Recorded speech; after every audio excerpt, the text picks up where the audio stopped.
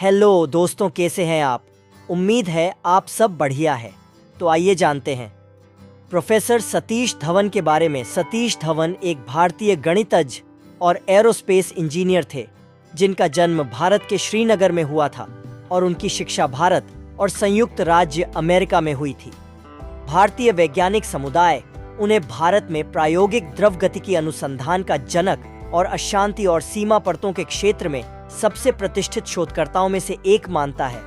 धवन भारत के लाहौर, अब पाकिस्तान में पंजाब विश्वविद्यालय से स्नातक थे, जहां उन्होंने 2 स्नातक की डिग्री पूरी की, एक भौतिकी और गणित में और एक मैकेनिकल इंजीनियरिंग में। पंजाब में रहते हुए उन्होंने अंग्रेजी साहित्य में कला में स्नातकोत्तर उपाधि भी अर्जित की।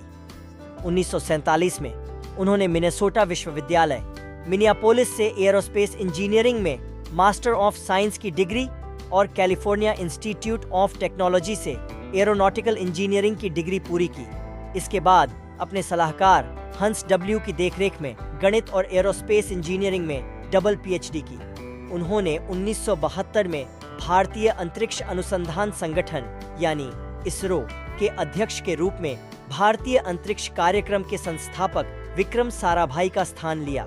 वह अंतरिक्ष आयोग के अध्यक्ष और अंतरिक्ष विभाग में भारत सरकार के सचिव भी थे। उनका सबसे महत्वपूर्ण योगदान हरमन श्लिचिंग की मौलिक पुस्तक बाउंड्री लेयर थ्योरी में शामिल है। इसके अतिरिक्त उन्होंने IISc में देश की पहली सुपरसोनिक पवन सुरंग की स्थापना की और अलग अलग सीमा परत प्रवाह, त्रिआयामी सीमा परत और ट्राइसोनिक प्रवाह के रिलेमिनराइजेशन पर शोध का बीड़ा उठाया।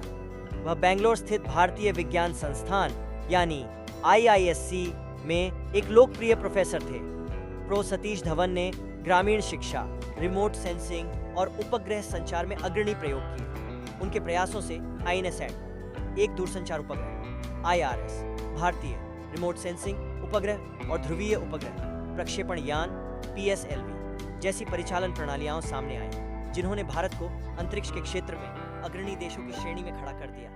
एक आजीवन प्रतिबद्ध शिक्षक, धवन ने ग्रामीण शिक्षा में अग्रणी प्रयोग किए और भारत के दूरदराज के हिस्सों में लाखों निरक्षर लोगों के लिए विशेष रूप से लंबी दूरी की शिक्षा के लिए समर्पित एक उपग्रह के माध्यम से तक पहुंच प्राप्त करने के लिए आधार तैयार किया। 2002 में बेंगलोर में उनका निधन हो गया। इसरो ने 2004 में शिक्षा के लिए समर्पित दुनिया का पहला उपग्रह लॉन्च किया। 2002 में उनकी मृत्यु के बाद दक्षिण भारत में चेन्नई से लगभग 100 किमी उत्तर में स्थित आंध्र प्रदेश के श्रीहरिकोटा में भारतीय उपग्रह प्रक्षेपण केंद्र का नाम बदलकर प्रोफेसर सतीश धवन अंतरिक्ष केंद्र कर दिया गया।